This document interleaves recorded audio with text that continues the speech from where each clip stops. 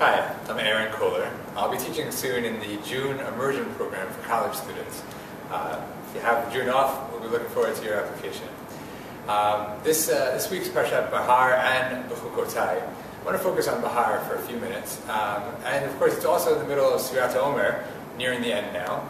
And the Ramban observes that there's a deep parallel between one of the institutions that we read about in Behar, what really gives the entire parsha its structure, and Sfirat HaOmer. In Behar, we read in particular of the Yovel, the Jubilee year.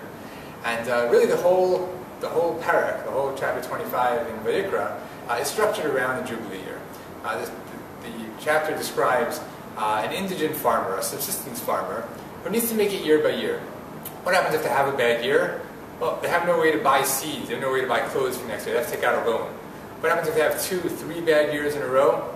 They might need to sell some of their land. And worst case scenario is they might have to sell themselves. What does it mean to sell themselves? It means that they sell their labor. They find some rich person and they say, here, I'll work for you on your field, and in exchange you'll feed me, you'll clothe me and my family, we'll have a place to live, we'll have a means of support. How long can this go? Well, the Torah says very clearly, this goes until the Yovel. And of course, back in Mishpatim, we remember that there was a different law of the Hebrew slave, of the Eved Ivri. That slave was only a slave for 6 years. Why does this one stay till the Jubilee year? Because there's no point in letting him out until the Jubilee year. If you let him out, you're setting him off to a life of poverty again. He still has no land, he still has his debts, unless Shemitah came in between. And so you let him out, and he'll turn around and sell himself again.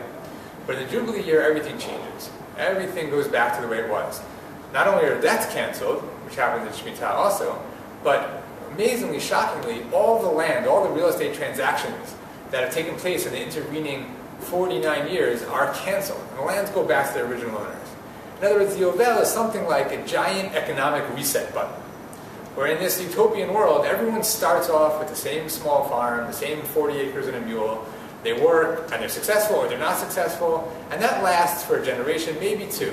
But after 50 years, God says, giant reset button, here comes the Yovel, Kratem Dror B'chol Haaretz, proclaim liberty throughout the land, as it says in the Liberty Bell, and everyone goes back to the little field that they started with. In other words, everyone goes back to being basically equal.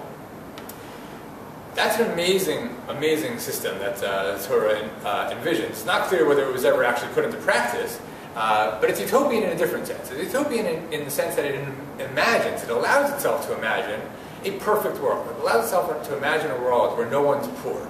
Even if one person is poor, their grandchildren will not be poor. It allows itself to imagine a world where we count 7 cycles of Shemitah, 7 years, 7 times 7, 49 years, and finally in the 50th year, we go back to having what's something like a perfect world.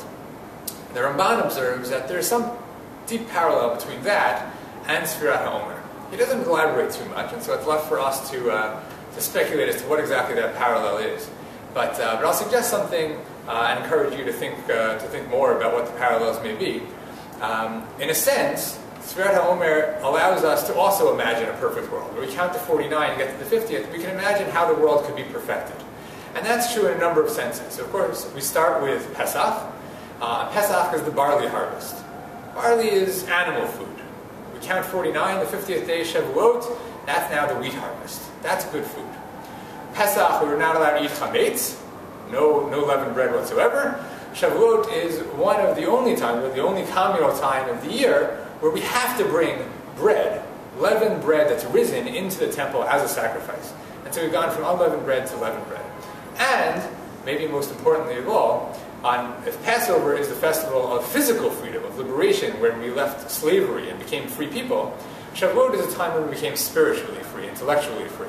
We had our own culture, our own Torah. It's a day of receiving the Torah and then thereby becoming our own cultural people. And so we've perfected what liberation means. Not just that we're not slaves, but that we have our own culture, our own text to think about, to contemplate, and to live by. With that, Shabbat Shalom.